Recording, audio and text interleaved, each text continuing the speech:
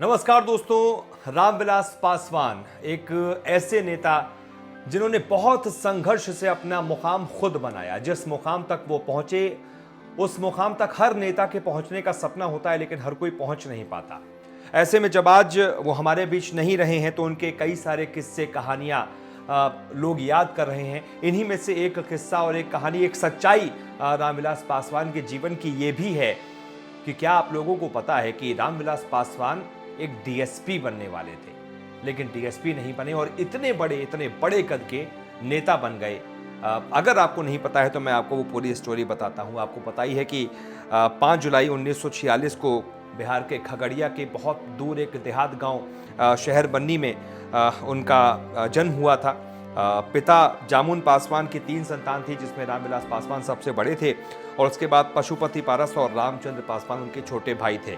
पिता ने तीनों भाइयों को बहुत ज़्यादा गरीबी में पाला था और वो संघर्ष रामविलास पासवान ने खुद देखा था।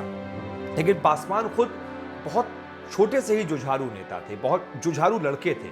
नेता तो वो बाद में बने, उनके अंदर जुझारूपन था, कुछ कर गुजरने का एक तरीके से सपना था। जिसके बाद उन्होंने शहर बन्नी से ही स्कूली पढ़ाई की और उसके बाद एमए और एलएलबी भी किया। उस समय बहुत लोग ऐसे होते हैं जो इतनी लंबी पढ़ाई नहीं करते, लेकिन रामविलास पासवान ने की और उसके बाद उन्होंने यूपीएससी न सिर्फ तैयारी की, बल्कि यूपीएससी को उन्होंने क्रैक भी कर लिया। ये बहुत बड़ी बात थी।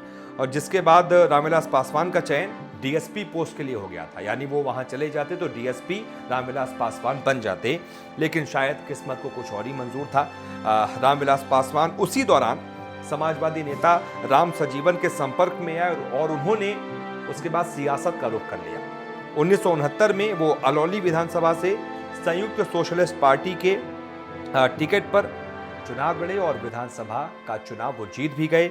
जिसके बाद 1974 में वो राजनारायण और जेपी के प्रबल अनुयायी के रूप में लोकदल के महासचिव बने। इसके अलावा व्यक्तिगत रूप से राजनारायण, कर्पूरी ठाकुर, सत्येंद्र नारायण सिन्हा जैसे आपातकाल के प्रमुख नेताओं के रामविलास पासवान करीबी भी रहे। बाद में 1981 में राजकुमारी देवी को तलाक देकर उन्होंने दूसरी शादी 1983 में रीना शर्मा से की थी। उनकी दोनों पत्नियों से 3 पुत्रियां हैं और एक पुत्र है, एक बेटे हैं चिराग पासवान।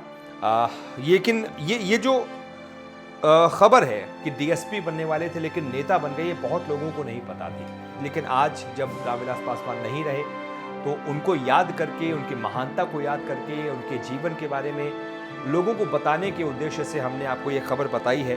अगर आपको नहीं पता होगा तो आपको ये जानकारी बड़ी अचरज लगी होगी कि इतने बड़े वो नेता बने। अच्छा ही हुआ कि वो डीएसपी नहीं बने, नहीं तो एक बहुत बड़ा नेता देश खो देता, क्योंकि उन्होंने बहुत सेवा की है देश की। 6 बार तो वो मंत्री रहे।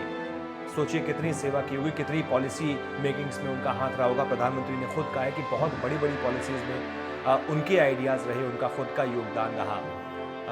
तो पूरा देश आज उनको याद कर रहा है, नमन कर रहा है। इसीलिए हमने ये खबर भी आपको बताई कि वो डीएसपी नहीं, नेता बनने वाले हैं।